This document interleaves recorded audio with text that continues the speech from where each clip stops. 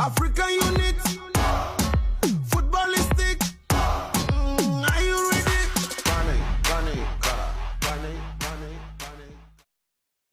Mesdames et messieurs, bonjour et merci de nous rejoindre sur les antennes de Label Radio et Télévision pour votre émission dédiée à la 32e édition de la Coupe d'Afrique des Nations. C'est Focus CAN et pour Focus CAN, tout au long de ces 1 mois, je serai en compagnie de ces chers messieurs. Aziz Adewale Nchandi, bonjour. Bonjour Marie-Paul. Benny Banks, bonjour. Bonjour Marie-Paul. François Binet, bonjour. Bonjour Marie-Paul.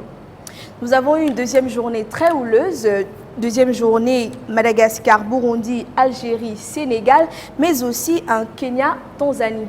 Nous commençons par Madagascar, Burundi. Je l'avais prédit hier, si je peux parler ainsi. Le Madagascar s'est bien imposé.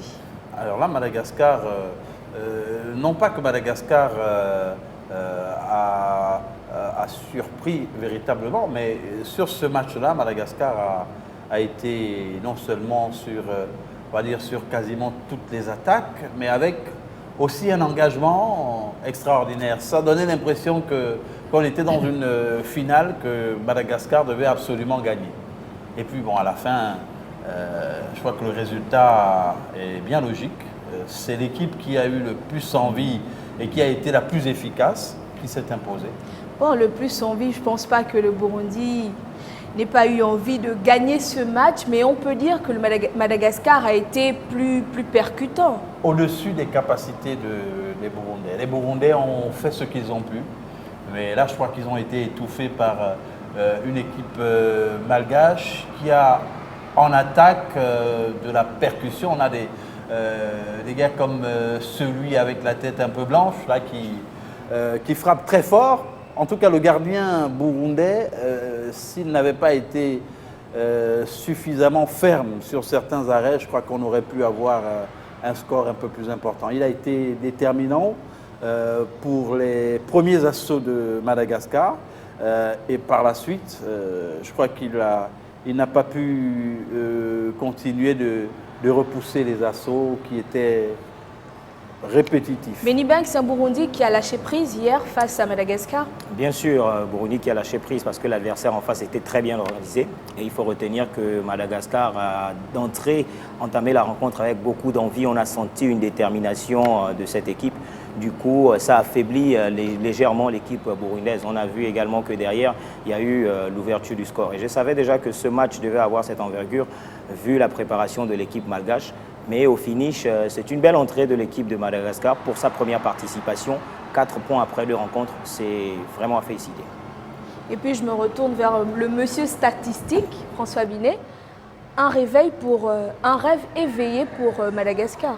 Bien sûr, il faut saluer cette performance. Et en réalité, Madagascar n'a pas d'ambition de faire plus que certaines autres nations dans cette compétition parce qu'ils sont conscients qu'ils viennent là pour y apprendre et ils viennent là pour voir ce qui s'y passe, peut-être à la deuxième édition. Mais ils en ont pris goût avec cette réaction déjà du premier match où ils avaient réussi à faire un 2-2 et là se retrouver en train de prendre ses premiers 3 points de l'histoire de la nation pour une première participation en CAN. C'est extraordinaire de se retrouver deuxième derrière le Nigeria, donc 4 points sans défaite pour le moment. Très peu de nations l'ont fait, si ce n'est que le Mali en 70 qui a réussi pour la première édition, pour sa première participation et arrivé jusqu'en finale. C'est jusqu'aujourd'hui la seule nation qui l'a pu faire et de se retrouver avec une jeune nation comme Madagascar pour cette CAN, pour moi, c'est extraordinaire. Au regard de leur détermination hier, on sentait qu'ils avaient plus envie que les Burundais qui paraissaient beaucoup plus émoussés que les Malgaches. Une belle prestation, l'on peut le dire, pour un Madagascar qu'on n'attendait pas forcément avec cette équipe-là faite de binationaux. Mais bien sûr, surtout quand on voit le Burundi, quand on regarde le parcours des Burundais pendant la phase des éliminatoires, on a vu que c'était une équipe très solide, qui était difficile à bouger. Le Mali a essayé à Bamako à bouger cette équipe, mais elle a démontré beaucoup de valeurs. Mais ces valeurs-là semblent lui jouer des tours dans cette phase finale et malheureusement tomber face à une équipe contre laquelle elle aurait pu prendre ses premiers 3 points. Malheureusement, elle tombe face à une équipe enthousiaste, en fait, qui n'avait rien à perdre de cette rencontre-là. C'est un exploit parce que c'est Madagascar. Si ça avait été l'inverse, on n'aurait pas crié au scandale, mais Madagascar a réussi à surprendre les Burundais, à étouffer les Burundais, à empêcher les Burundais de déployer leur jeu habituel. Et là, ils se sont fait prendre au piège et chapeau pour Madagascar. Il faudra faire très attention. Et je crois que le Nigeria a dû regarder ce match-là pour la troisième journée. Soit Madagascar va fermer et espérer sortir de là avec. Déjà, une première indication, c'est que cette équipe a de fortes chances déjà de terminer parmi les 3 meilleurs troisièmes. Donc on est à 80 voire 85% de chances déjà que cette équipe-là soit en huitième de finale, ce qui serait historique davantage. On l'a vu sur le tableau, Madagascar qui passe deuxième de ce groupe B, un Madagascar qui fait avec le Sili national de Guinée 2 buts partout, qui gagne son match face au Burundi, et le Madagascar qui rencontrera le Nigeria pour son 3e match. Il y a des possibilités de se qualifier même en cas de défaite, parce que Madagascar a la possibilité de terminer parmi les meilleurs 3e. Et avant cette compétition, personne ne pouvait imaginer Madagascar là, à cette 2e place après la 2e rencontre. Donc, vu la rencontre d'hier, ça prouve à suffisance que Madagascar peut encore chercher des points contre le Nigeria. C'est possible. C'est bien possible, et surtout que le Nigeria est également dans le mur. Le Nigeria a pour défi, bien qu'étant qualifié déjà, de garder la tête du groupe, voilà, et de s'imposer également pour le capital confiance dont l'équipe a besoin pour la suite. Juste pour compléter ce qu'Aziz dit, c'est que le Nigeria a tout intérêt à terminer leader de ce groupe. Si d'aventure l'Égypte terminait leader de son groupe. Bien sûr, il faut éviter le gros. Il faut éviter le gros de l'autre côté. termine deuxième, il a de fortes chances qu'en 8e de finale, ils affrontent l'Égypte. Donc il faut jouer avec ça. Ce n'est pas le moment d'affronter l'Égypte aussitôt en 8e de finale. Aussitôt dans la compétition. Ah non, faut pas le faire. Parce qu'un Égypte-Nigeria, cela voudrait dire, évidemment, on doit avoir un vaincu et un gagnant. Donc, il ne faut pas affronter le pays organisateur, qui plus est l'Égypte. À partir de 8e de finale. Un vainqueur et un vaincu, l'on espère que l'Égypte ne rencontrera pas pour l'instant le Nigeria, mais au cours du match qui s'est déroulé hier, Madagascar-Burundi, on le disait tantôt, la CAF, après chaque match, donne un trophée au meilleur joueur de cette confrontation, et on voit qui était le meilleur joueur élu de la Confédération africaine de football, et on revient tout juste après pour en parler.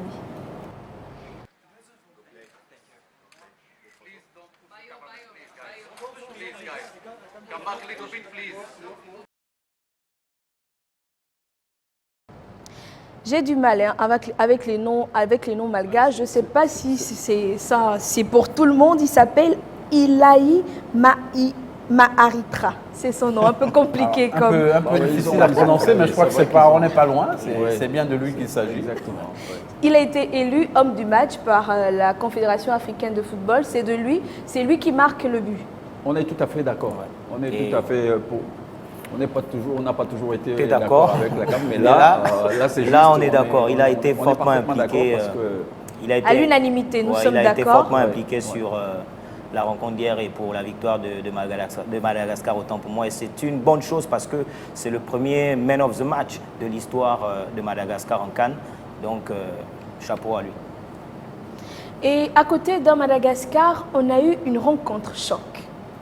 Rencontre choc Algérie-Sénégal qui a drainé du monde dans le stade, hormis le fait que l'Égypte emmène avec lui suffisamment de monde. Mais là, Algérie-Sénégal, le stade il était quasiment plein. Alors là, il y a deux éléments. Il y a la proximité sociologique et géographique.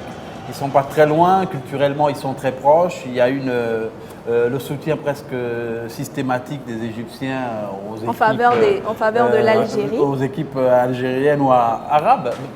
Mais il y a quand même, au-delà de tout ça, je crois qu'on va l'évoquer tout à l'heure, beaucoup de Un Algérie-Sénégal un petit peu houleux. Le Sénégal n'a pas réussi à vaincre le Sine indien.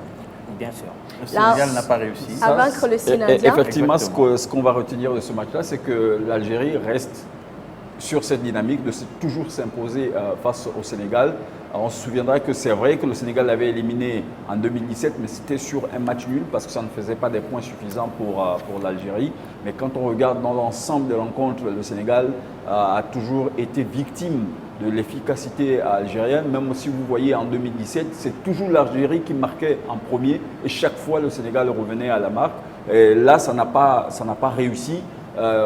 Faute à une défense que j'ai trouvée pas très inspirée et apathique. Parce que quand vous regardez sur le but qu'ils encaissent, je n'ai pas compris comment des grands défenseurs aussi intelligents et aussi talentueux que les Koulibaly aient pu tous se retrouver sur la ligne du gardien alors qu'il y avait un débordement sur le côté droit et ils savent tous que le débordement sur un côté droit, deux possibilités, soit c'est le centre, soit c'est la passe en retrait qui est toujours fatidique.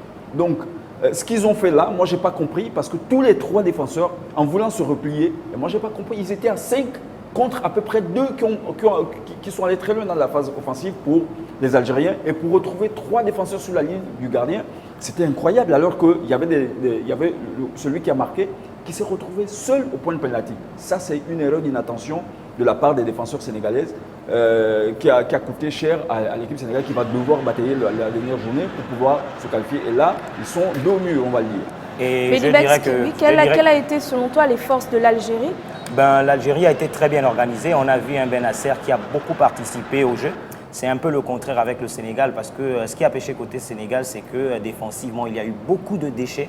Franchement, manque de détermination. La relance aussi a été négative. Alors que du côté de l'Algérie, on a vu que les ballons qui partaient du bas étaient très bien organisés vers le haut. Donc l'Algérie a mis en place un bloc qui permettait au Sénégal de ne pas jouer. Et j'étais surpris de savoir que l'équipe sénégalaise a eu un manque de détermination. Franchement, j'ai jamais vu un Sénégal jouer comme hier. Il y avait beaucoup de manque de détermination, manque d'engagement, pas de cohésion. Techniquement, c'était impressionnant. Certainement à cause de l'absence de Gueye, qui est un bon relayeur entre la défense et l'attaque. Parce qu'il faut retenir que l'attaque sénégalaise a été en manque de vie venant du milieu de terrain. Et franchement, c'était une prestation loin de ce qu'on a toujours eu. En ce moment, on considère également le Sénégal comme l'une des meilleures nations sur le continent. La preuve, c'est que le Sénégal est quand même cette première équipe au classement FIFA représentant africain. Et franchement, hier, on avait beaucoup de questions à se poser sur l'organisation technique de la rencontre. Aziz, on avait un Sadio Mané sur le terrain, on avait un Crépin Diatta sur le terrain. Qu'est-ce mais qui il faut explique quand même revenir sur le dispositif mis en place par l'Algérie. Parce que lorsqu'on revient sur la partie, il y a eu un pressing très haut à partir des premières minutes. Les Algériens ont pressé très très haut. Ça a fait en sorte que le Sénégal ne puisse pas justement jouer sur ses valeurs habituelles. Le Sénégal qui pratique un football fait de passes courtes et de jeux animés à partir du milieu de terrain. C'est vrai que l'absence d'Idrissa Gana Gueye s'est fait sentir. C'est un véritable métronome du milieu de terrain. Mais il y a aussi eu, lorsqu'on regarde le tableau des statistiques, 34 fautes parce qu'il y a eu un engagement. Vous savez que les Algériens, les Algériens 4 cartons jaunes. 4 cartons jaunes, 34 fautes pour l'Algérie. Donc 34 fautes commises par les Algériens sur les Sénégalais. Contre 18 pour les Sénégalais. Voilà, ça prouve que l'Algérie a attaqué. Justement, l'Algérie a fait preuve seulement avec 2 cartons jaunes. Voilà, d'agressivité. C'est vraiment curieux. On ne peut pas avoir 34 fautes et ne s'en tirer qu'avec. Et quand vous voyez justement le type de faute, il y a eu des coups de pied. Écoutez, c'est quand même étonnant. Sachant que le Sénégal a plus possédé la balle. Voilà, la possession de balle a été au-dessus de celle de l'Algérie. Je ne sais pas où est passé l'impact physique du Sénégal hier. Non, mais l'impact, mais justement, ça aurait donné certainement beaucoup plus de désordre. On le voit sur le tableau de bord, le Sénégal passe en troisième position. En troisième position, lorsque vous voyez un peu le niveau d'engagement, il y avait beaucoup de provocations dans le jeu des Algériens. Et il y a d'ailleurs le dernier Sénégalais entrant qui a failli tomber dans le piège parce que l'Algérien lui donne un coup de pied. C'est un coup de pied. Un coup de pied Aziz, qui est donné. En même temps, c'est un jeu d'homme. C'est un jeu d'homme, mais on n'est pas dans la jungle. Il y a des règles. Oui, en même temps, je signale que ce n'est pas non plus de la boxe, voilà, mais c'est un jeu d'homme. Il y a des règles, il y a des impacts physiques. Et vous voyez bien. C'est-à-dire que l'impact physique, c'est normal. Les tacles, c'est normal. Oui. Mais il y a des règles. Il y a des tacles qui sont... Vous savez, plusieurs tacles n'ont pas la même sanction. Et pourtant, ça reste des tacles. Il y a des fautes qu'on peut commettre toutes les fautes peuvent être commises, mais il y a des fautes qui ont des sanctions et qui ne sont pas les mêmes. Vous voyez, quand quelqu'un n'a plus le ballon, vous le shootez. Même quand il a le ballon, vous le shootez, ce n'est pas dans Ouais, le règle. et puis François, il faut ajouter à ça, c'est clair. c'est dans la coutume des Algériens, la provocation, il faut toujours titiller, Il faut avoir- mettre il faut un être coup, costaud. il faut mettre Il faut un être coup, costaud quand et on joue franchement, contre il faut être Mais ce costaud n'est pas quand on ça joue contre qui des a Algériens. empêché, qui aurait pu empêcher au Sénégal de gagner ce match. Non, non, on n'occulte pas justement les carences. Alors, la petite parenthèse, c'est que vous allez constater que des trois équipes maghrébines, vous avez l'Égypte et l'Algérie qui ont une justesse technique qu'on ne retrouve pas Forcément ailleurs. ailleurs. Voilà. Bien sûr. Quand vous regardez les Sénégalais, il y a eu du déchet, ça il faut le reconnaître. Beaucoup de déchets. Dans les contrôles, dans la façon dans la transmission des passes. Transmission de- C'est-à-dire que on ne retrouve pas ça, cette finesse technique qu'on retrouve, par exemple, on a vu l'Égypte au deuxième match. Pas le premier, mais le deuxième, on a vu la finesse technique dans le contrôle au niveau des joueurs, dans la transmission des passes. Vous regardez encore l'Algérie. Hier, c'était pareil. Ça veut dire qu'eux, ils n'ont pas besoin de dominer leur adversaire pour faire mal à l'adversaire parce qu'ils savent leur force technique, ils savent dans le contrôle, dans la transmission des passes, ils savent comment ils utilisent. Ce qui est différent, regardez les frappes algériennes, les frappes marocaines, vous verrez que c'est des frappes qui sont propres, pures. Mais vous verrez que les frappes des autres équipes, le Sénégal et autres, c'est des renvois dans des corps, etc. Ils n'ont pas une précision dans leur frappe. Ça, c'est un défaut pour les grandes équipes. Quand vous avez ce gros défaut-là, vous vous retrouvez à des difficultés pour marquer. Et quand vous avez une équipe algérienne qui était aussi, on va dire, déterminée comme celle que j'ai vue hier, au-delà même de ce qui est toléré, ça veut dire qu'après, vous ne pouvez pas vous en sortir. Et c'est ce qui est arrivé au Sénégal hier. Et avec Et beaucoup de déchets défensivement. Le collectif d'Aliou Cissé se doit de gagner leur dernier match. Oui, mais en même temps, il faut quand même rappeler le contexte, peut-être pas le contexte historique, juste rappeler que l'Algérie est la bête noire du Sénégal. Et en général, lorsqu'on est face à un tel adversaire, si vous revenez à la conférence de presse d'hier matin, l'entraîneur algérien a d'ailleurs commencé à narguer les Sénégalais en récitant, en leur rappelant qu'il avait dans l'esprit les différents schémas possibles et les hommes qui allaient éventuellement être positionnés sur le terrain. C'était pour dire qu'il a pris le temps de les suivre. Bien sûr. Et d'ailleurs, ça s'est senti parce que les Sénégalais ont été pris à la gorge. Ils n'ont pas pu développer leur jeu parce qu'ils ont été pris très haut. Mais est-ce qu'on peut parler de mauvaise préparation? Non, non, moi non. je dirais que ce n'est pas une mauvaise préparation, c'est par contre l'Algérie qui a bien étudié son adversaire.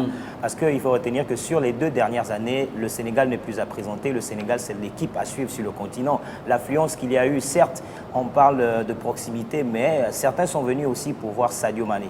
Et Belmadi, qui est dans la reconstruction, s'est dit, bon là il y a un adversaire en face, il faut énormément l'étudier dans tous les secteurs de jeu. On a vu que le Sénégal a eu du mal offensivement, au milieu de terrain et en défense, pire encore en défense, parce qu'il y a eu beaucoup d'erreurs. L'Algérie aurait pu marquer un deuxième but sur une mauvaise relance sénégalaise. C'est des erreurs qu'on ne fait pas en Coupe d'Afrique. Et en Coupe d'Afrique, lorsqu'on fait ce type d'erreur, c'est clair que derrière, on concède un but ou encore une défaite. Franchement, c'était difficile pour l'Algérie. Et il faut retenir également que pour cette CAN, c'est la 2e victoire consécutive de l'Algérie lors d'une CAN. L'Algérie est toujours allée loin en Coupe d'Afrique, mais n'a jamais fait de victoire consécutive. Là, ça prouve à suffisance que c'est une équipe qui est bien partie et certainement pour faire très mal. L'Algérie va devoir également, je crois, revoir sa stratégie parce qu'à ce jeu-là, j'imagine l'Algérie face aux Lions indomptables du Cameroun, ça pourrait saigner. Ça va voler très haut. Ça va voler très haut. Mais là, il faut aussi... Parce que au niveau de l'impact physique... Ça vole physique... très haut, oui, mais les arbitres, ils sont là pour ça. Mais avec les En carences même d'arbitre. temps, Oui, c'est le thème de l'autre émission du jour. Les arbitres, faut-il s'en inquiéter? Ah, mais nous y reviendrons. Les arbitres, faut-il s'en inquiéter? Parce que quand Aziz Adewale Chandi parle du Cameroun, que ce sera du point sur pied, sinon du pied sur pied, il faut se poser des questions.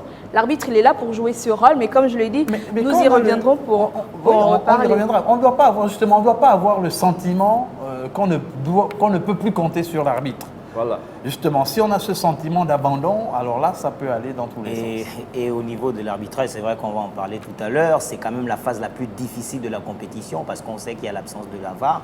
Donc, on est obligé de faire avec. Ouais, Certes, oui, il y a mais- beaucoup d'erreurs, on va en mais parler, il y a la VAR- beaucoup d'erreurs. La VAR est venue, ça fait même pas 2 ans. On revient sur le sujet à préciser que c'est notre thème du jour. Les arbitres, faut-il s'en inquiéter? Puis Benasser, lui, il a été élu homme du match au cours de cette rencontre Algérie-Sénégal.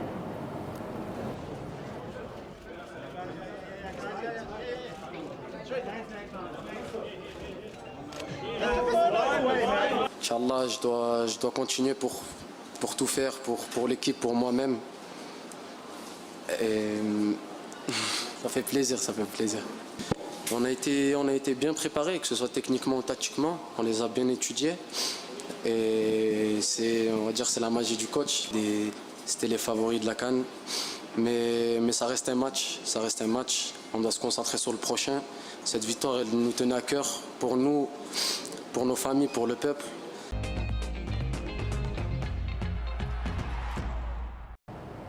Belaïli, élu homme du match par la Confédération africaine de football, C'était à l'unanimité. Benasser, un choix juste. Benasser, je voulais dire, voilà, parce il a que bon, été- pour moi, dans ma tête, c'est Belaïli c'est qui clair, devait être élu on l'a senti tout homme de du suite. match. On l'a senti tout de suite.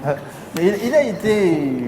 Non, je pense que même si on avait donné à Belaïli, pour moi, ça ne changeait pas. Ce sont 2 joueurs qui ont fait quelque chose lors de ce match-là. Ils ont montré l'étendue de leur talent pendant cette rencontre. Ils sont montés vraiment à un niveau qui a permis, je pense que le choix de Nasser aussi, tout à fait justement, on aurait pu, Belaïli ou Nasser, pour moi, ça ne me pose aucun problème. Lui, il a démontré que hier, c'était son jour. Et c'est ça qu'on attend des joueurs. Dans des grands matchs comme ça, il faut que les principaux joueurs, que ceux qui sont attendus, démontrent leur étendue. Et malheureusement, du côté sénégalais, on aura du mal à citer un seul qui aura tenté de porter son équipe. Mais oui, peut-être François que du côté sénégalais, Sadio Mané à un moment donné était trop seul. C'est-à-dire que pour agir, qu'il y ait des éclairs de génie, parfois, Sadio Mané, il ne faut pas l'oublier, est un joueur collectif. C'est quelqu'un qui souvent s'appuie quand même sur. C'est pour ça que moi j'ai toujours posé un problème sur de d'autres leadership joueurs. de Sadio dans cette sélection. On se souviendra dans ce plateau-là, lors de nos précédentes émissions, où j'avais posé ce problème de leadership. Parce que dans les moments difficiles de votre sélection, c'est là qu'on découvre le caractère et la posture d'un capitaine qui a un certain charisme. C'est à ce moment-là qu'il prend les choses tant sur le plan de la parole pour rebooster l'équipe, tant sur le plan technique où prendre les décisions, quitte à aller au charbon avec. Or, Sadio, c'est quelqu'un qui est très collectif. C'est quelqu'un qui aime faire jouer les autres. C'est quelqu'un qui est très distrait, qui est très discret et qui n'est pas un garçon à problème. Or, à des moments dans des matchs comme ça, Mais encore qu'il n'a pas été capitaine hier. Non, Ce que je voulais enfin, dire, je prends il de n'a pas façon été- générale parce que c'est le leader tant attendu de cette sélection. Imaginez-vous un Sénégal-Algérie avec El Hadji Ousseynou Diouf, mais C'est le leader. ça serait pas Bon, mais terminé comme ça. ce sont des tempéraments différents. Ouais, exactement, voilà, justement. Et l'absence. Elle a dit Des Diouf, tempéraments- c'est l'opposé, c'était c'est un tempérament l'opposé de opposé Sadio Mané. Donc, Au niveau C'est du tempérament. l'opposé. vous comprenez que Et non. l'absence Pour de te la- dire, il faut qu'au Sénégal, il y ait aussi un leader sur le banc comme Aliou Cissé. C'est parce que naturellement, c'est un leader. Aliou Et l'absence Cissé, de mais il faut qu'il soutien aussi. réussisse à trouver un leader de son tempérament, de son caractère dans son équipe. Et qu'il faut qu'il en fabrique.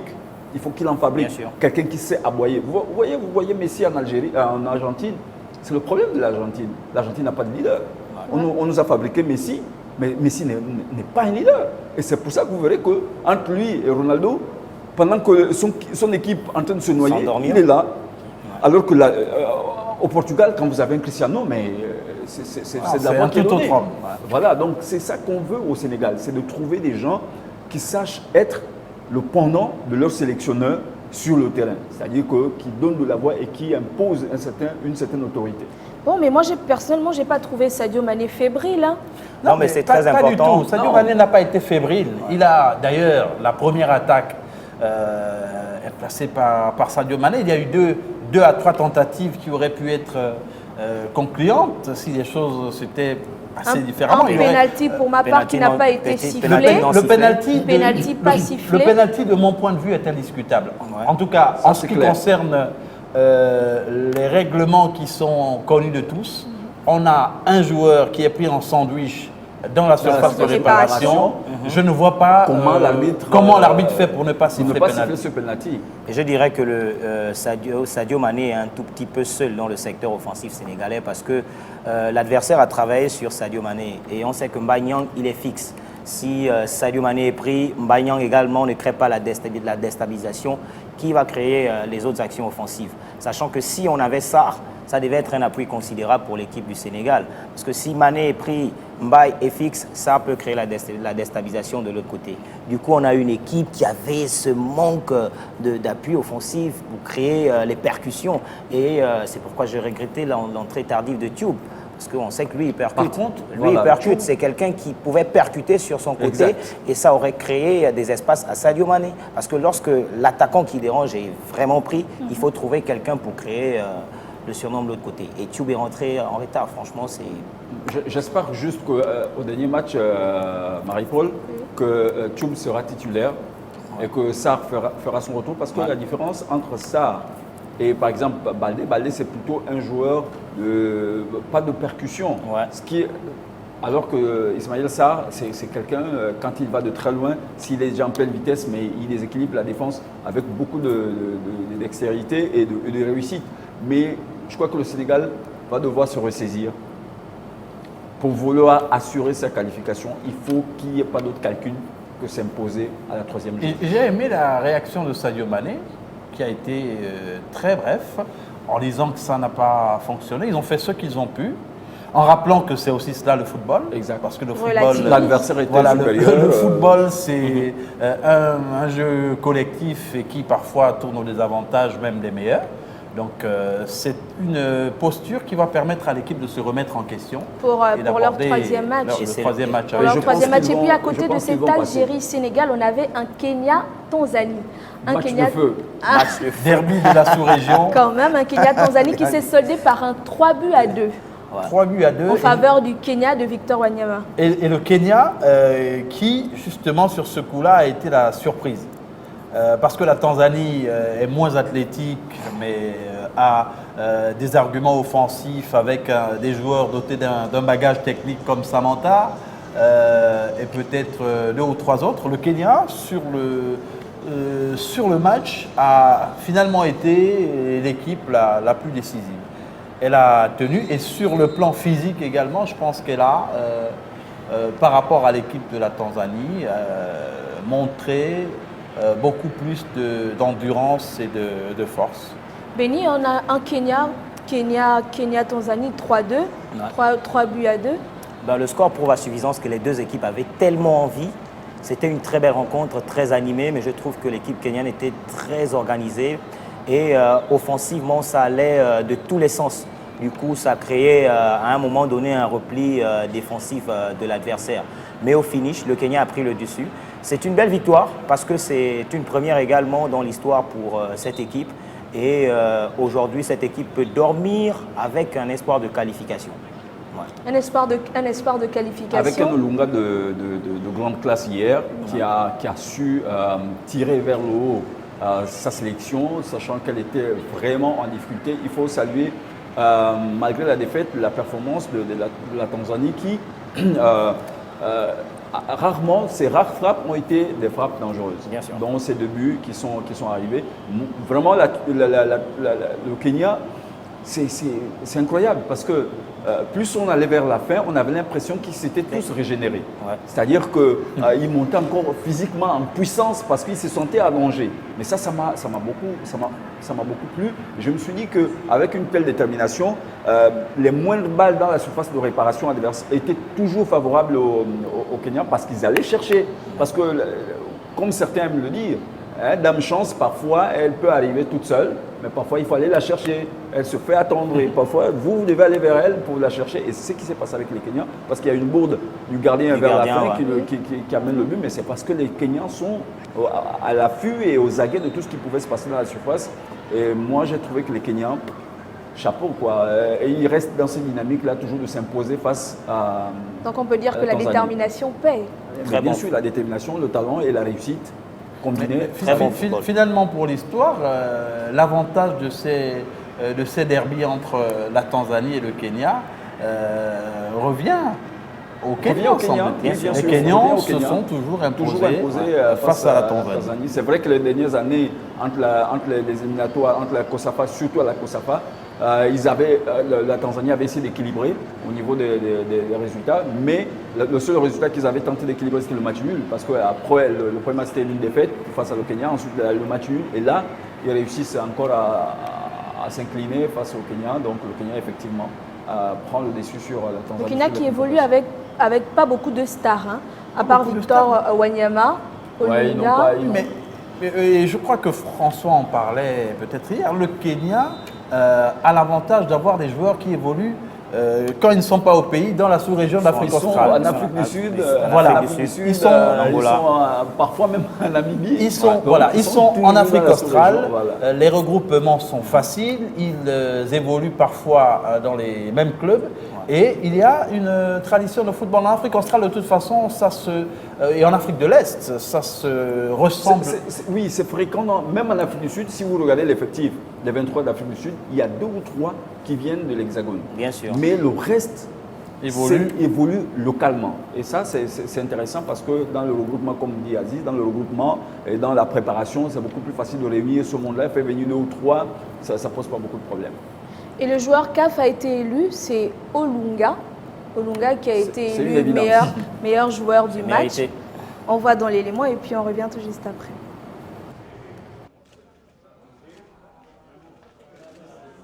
First of all, I'd like to thank God for enabling me to do this. It was a difficult game, like I said in the pre-match press conference. They started the game quite on a high tempo, getting the first goal in the early openings of the match.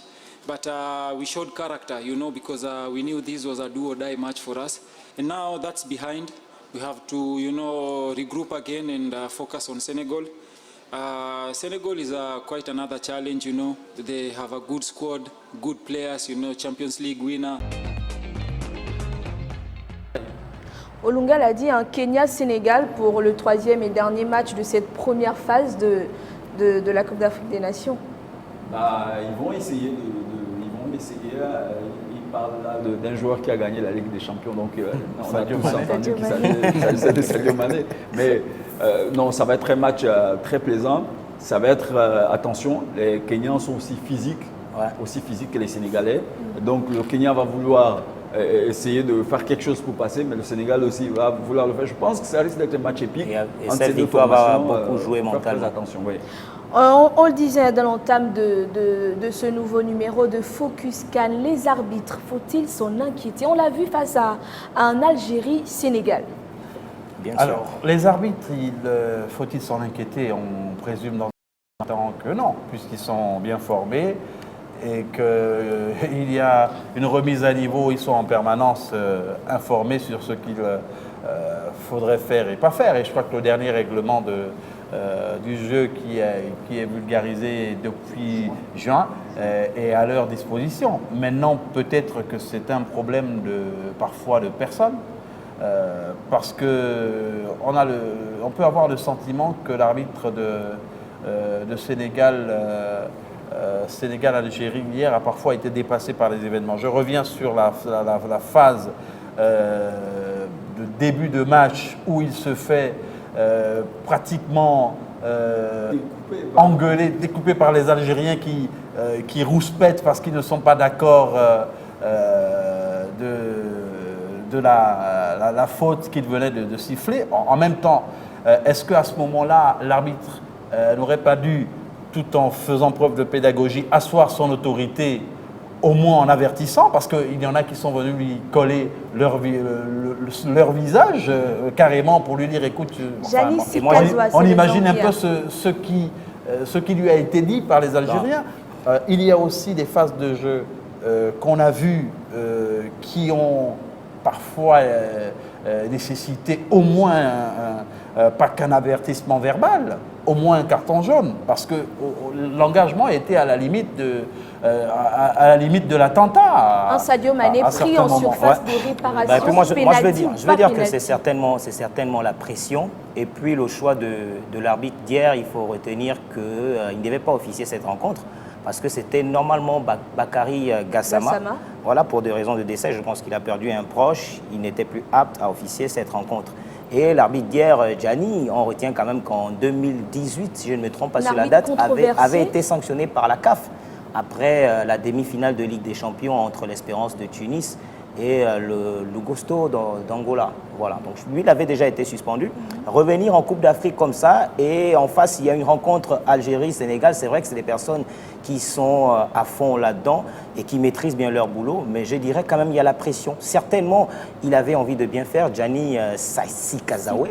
Voilà, donc il avait certainement envie de bien faire, et la sanction était toujours derrière lui en se disant... Mais en même temps, on se prépare. Ils étaient en stage préparatoire avant le début, de la CAN. Il faut retenir... Les matchs comme ça, je pense que c'est comme un match officié où l'Égypte joue. Parce que quelques mois avant, il n'était pas prêt. On a un peu la pression, il a voulu que soit le pays quitter les réseaux sociaux parce qu'il recevait tellement de messages.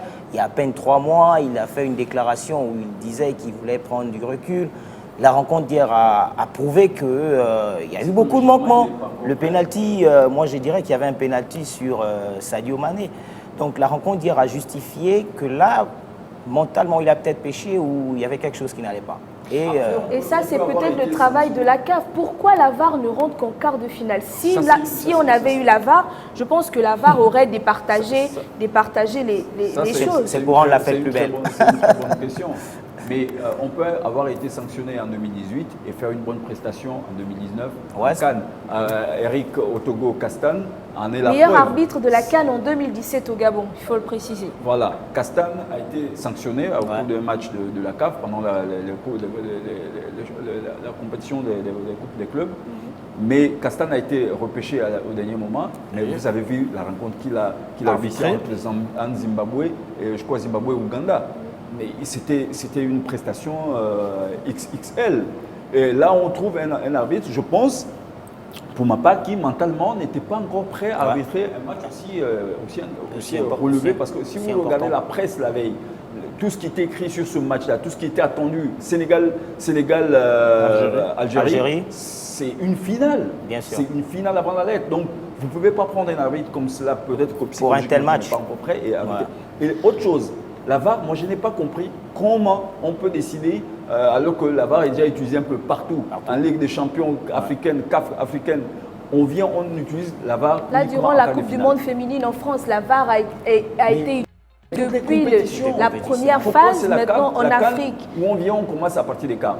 C'est dangereux tout cela. Honnêtement, je crois qu'il faut que la CAF arrête avec ça. C'est-à-dire que les arbitres, on est dans un environnement professionnel, on ne va pas choisir un arbitre au petit bonheur de la chance.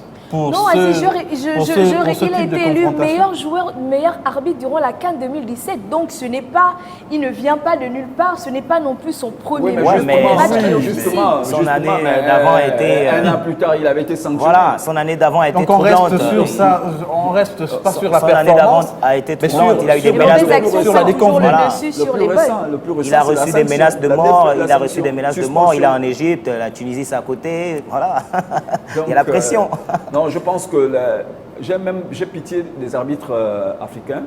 Parce que pitié, oui, peut-être que c'est un mot trop fort. Parce que je pense qu'ils avaient compté sur la VAR pour le début de la CAN.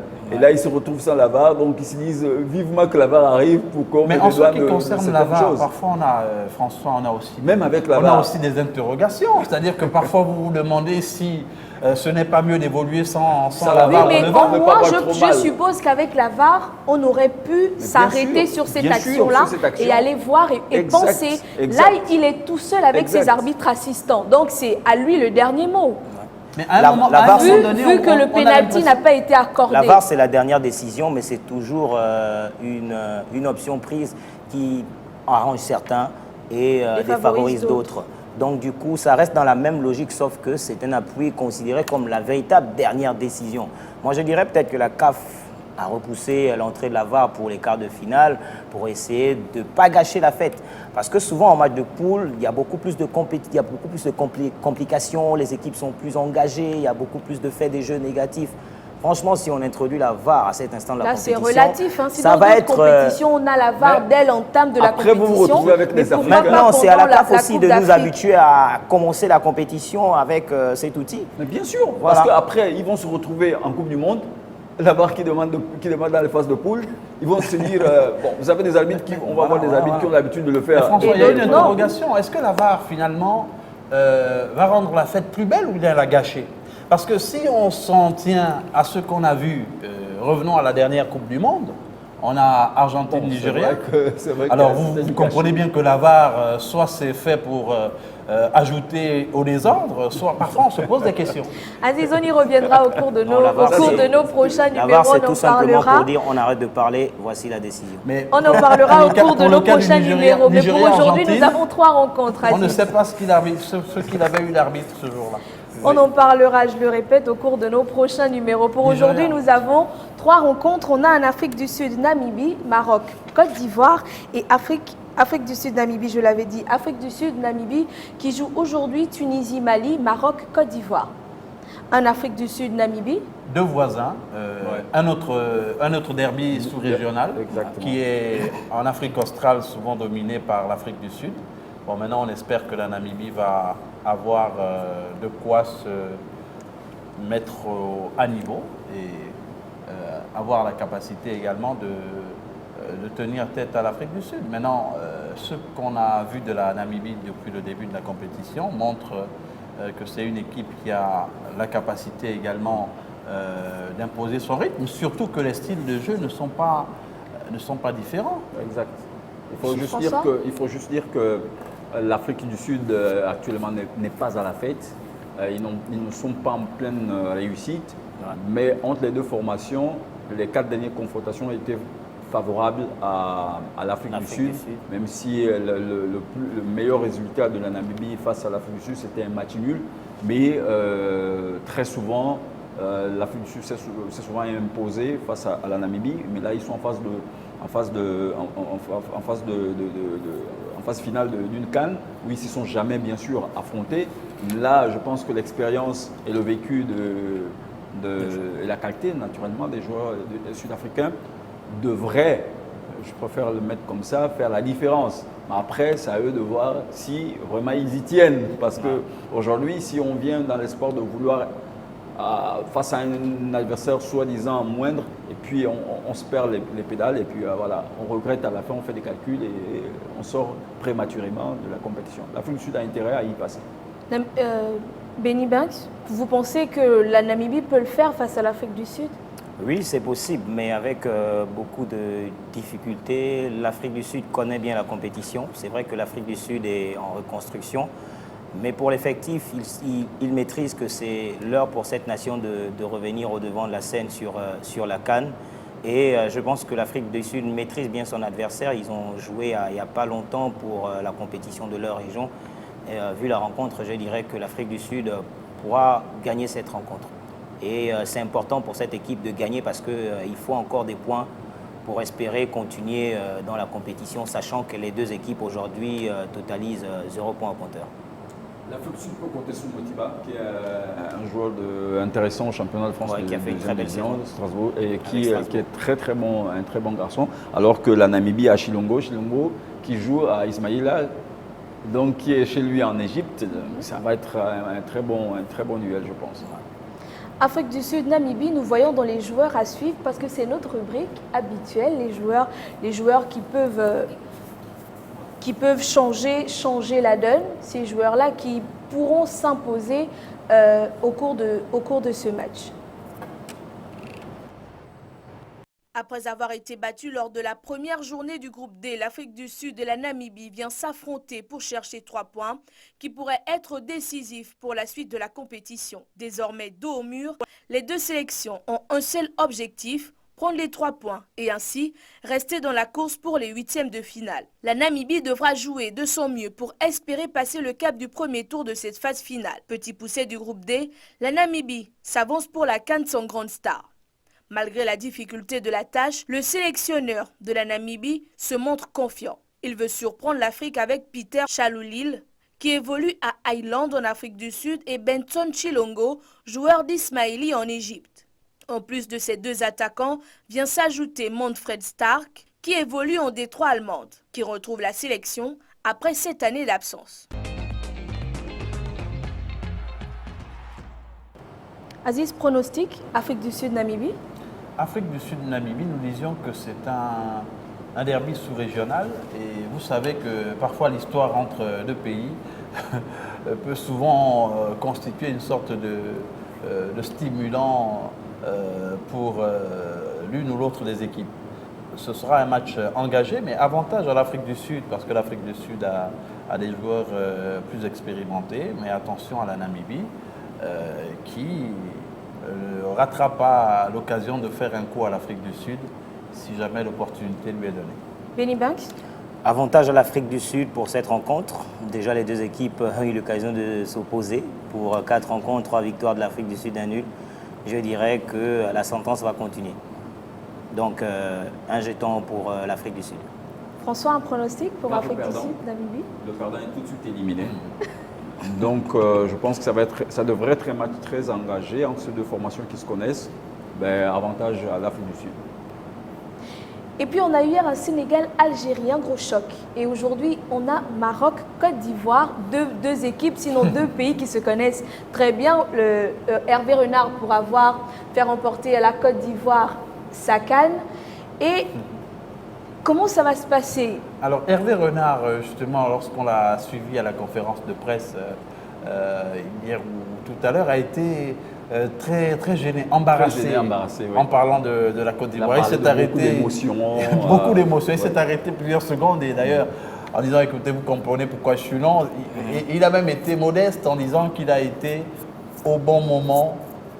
Il a été là au bon moment. Et ouais, en fait, pour faire comprendre voilà, que c'est grâce aux joueurs qu'il avait à cette époque. Voilà. Et donc il est conscient qu'en face, il y a du répondant. La Côte d'Ivoire a un entraîneur national qui n'est pas, c'est vrai, très connu, mais qui a des joueurs qui ont une certaine expérience et qui vont être difficiles à manœuvrer. Ben, c'est un duel de techniciens. Alain Giresse, Hervé Renard. Exact. Ces deux nations, depuis 1966, elles ont commencé à s'affronter, mais avec chaque fois une réussite en fonction des types de compétitions. On sait que pour les Africains, c'est 4. On a les éliminatoires de la Coupe du Monde, les éliminatoires de la Coupe d'Afrique, on a les matchs amicaux et on a aussi les phases finales de CAN. Et au niveau des phases finales de CAN, c'est clair, net, c'est le Maroc qui a toujours pris le dessus sur la Côte d'Ivoire. Et on se souviendra que la dernière fois où ils se sont retrouvés, heureusement que là, c'était en 2006. Et je crois que là, c'était plutôt la Côte d'Ivoire qui avait réussi à empêcher le Maroc. Mais là, on va voir ce qui va se passer. Attention au Maroc qui n'a pas démontré grand-chose au premier match. Ils ont essayé de vouloir jouer le football, mais ils étaient trop brouillons pour réussir quelque chose. C'est les 3 équipes maghrébines.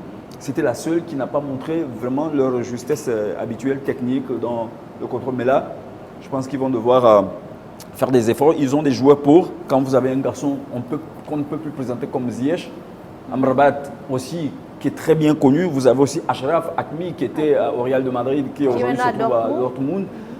Je pense que, pour ma part, c'est dommage que cette équipe-là, que moi je pense être parmi les équipes qui peuvent prétendre au titre, mais qui jusque-là, depuis le début de la compétition, n'a pas encore montré grand-chose, alors qu'ils ont des joueurs pour, ils ont un sélectionneur pour.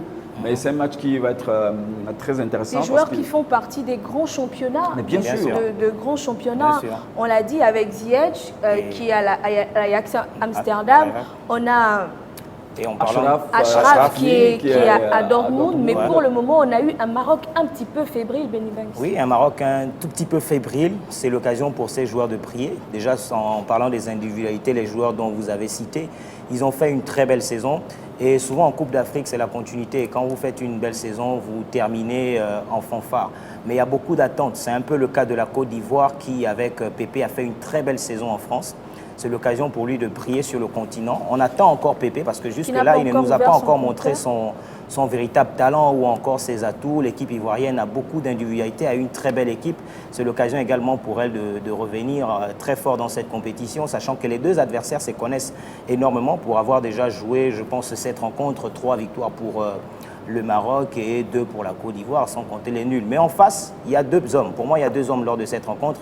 Il y a Pépé, qui est très attendu par tous les Ivoiriens, qui est très attendu par tous les Africains qui ont regardé sa saison du côté de Lille en France. Mais il y a également Hervé Renard, qui connaît bien la Côte d'Ivoire, qui connaît également son équipe du Maroc. Hervé Renard a eu l'occasion de remporter 2 Coupes d'Afrique avec 2 pays différents. Hervé Renard en Coupe d'Afrique, c'est 23 matchs pour 3 défaites. Ça prouve à suffisance que la rencontre de tout à l'heure s'annonce très alléchante pour le Maroc. Et puis ils ont intérêt, hein, ce groupe-là, ils ont intérêt vraiment de sortir quelque chose aujourd'hui parce que c'est le groupe le plus pauvre. Ouais. C'est le seul groupe où on est sorti uniquement avec 2 Le buts. groupe D. Et puis il Voilà, faut ce ajouter... groupe D, alors que les autres, on a trouvé 5, 4, 3 buts. C'est le seul groupe où on a, après un match, on avait trouvé 2 buts seulement. On espère que pour la deuxième journée de ce groupe-là, Attention également de ne pas méjuger les capacités des Marocains, parce que souvent, sur un match, peut-être que ce serait un peu juste de les juger. C'est une équipe qui a des joueurs qui sont capables d'élever leur niveau de jeu. Ils sont aussi très disciplinés tactiquement. Ils ont la possibilité de faire certains réglages. Je crois que le match, comme ça a été dit tantôt, sera un match de technicien, il sera tactique. Hervé Renard est un bon tacticien, il a en face de lui il a en face de lui un sélectionneur national ivoirien qui a finalement montré de bonnes dispositions. On a vu comment les éléphants de Côte d'Ivoire ont évolué pour le premier match. C'est vrai que ça n'a pas été on va dire la prestation de grande classe qui était attendue, mais l'équipe n'a pas non plus été ridicule. On a des éléphants de Côte d'Ivoire avec Wilfried Bony, un des joueurs qui a marqué le plus dans cette sélection ivoirienne. Ce sera peut-être celui qui pourra se démarquer, un joueur à suivre durant ce match. Nous regardons et puis on revient tout juste après. À côté du Mali, avec 18 buts en 55 sélections, Wilfried Bony est le meilleur buteur des éléphants sélectionnés pour la CAN 2019 en Égypte. Écarté depuis la CAN 2017, Wilfried Bony, auteur d'un doublé contre les Comores en match de préparation, est bien en Égypte où il anime l'attaque avec Jonathan Kodja. La délivrance viendra peut-être de lui. Il peut apporter des options dans l'axe, servir de point de fixation. En 2017 au Gabon, malgré son statut de champion d'Afrique, la Côte d'Ivoire avait été sortie au premier tour.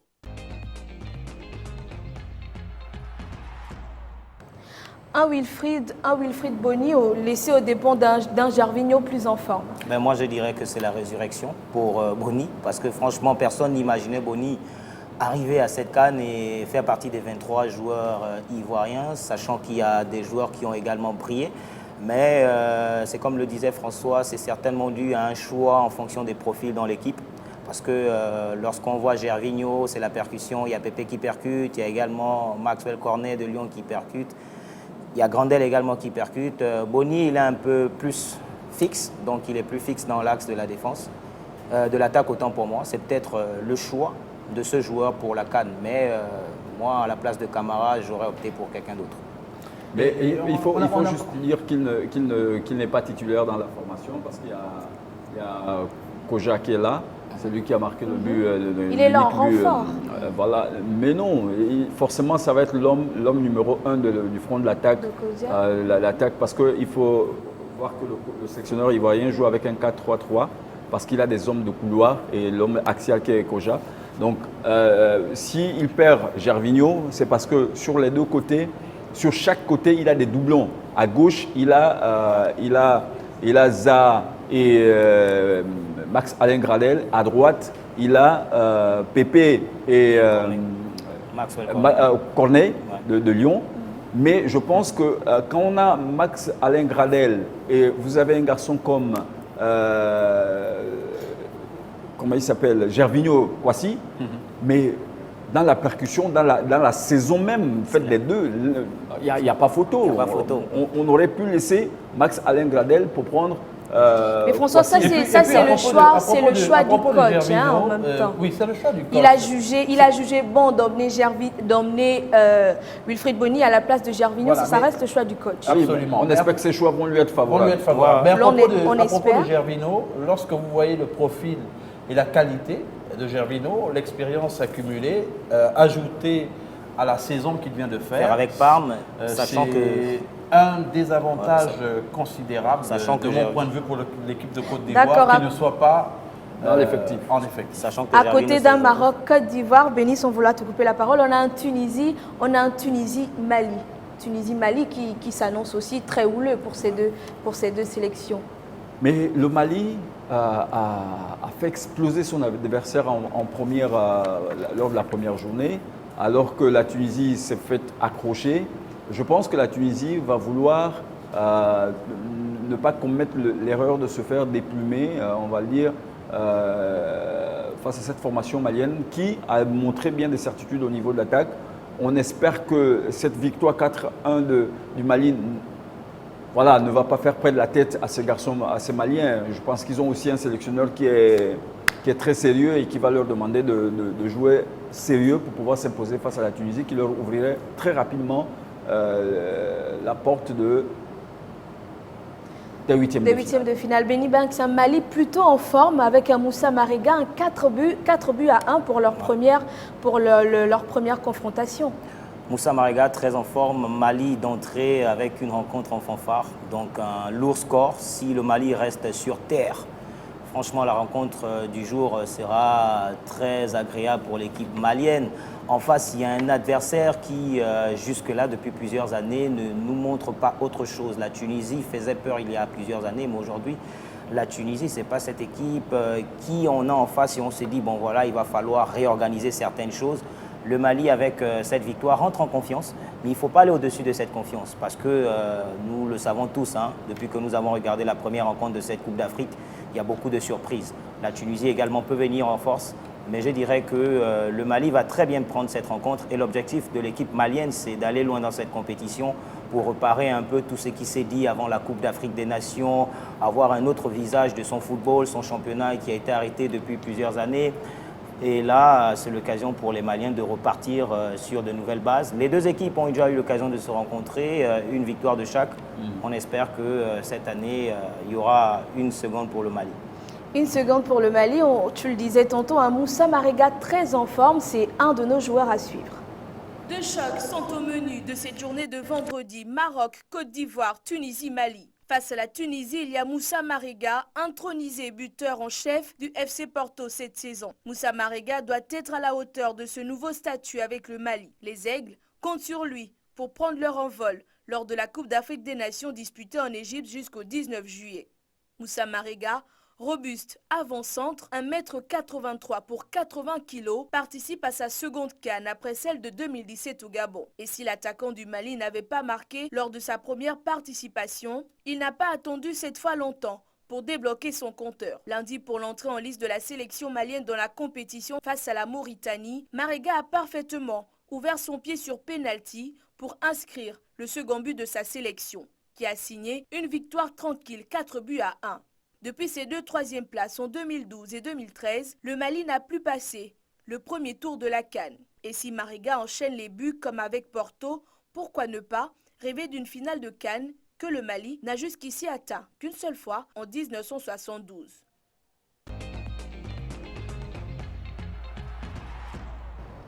1,83 m pour 80 kg, c'est Moussa Marega, un maillon fort de l'équipe malienne. Aziz Adewale Chandi, vos pronostics? Il rappelle un peu le gabarit de Yekini Rachidi, qui fait pourtant du Nigeria. Pronostic, écoutez, c'est, on va dire, qu'on a en face deux équipes qui peuvent faire jeu égal. Un but partout, peut-être. Benny Banks, pronostic?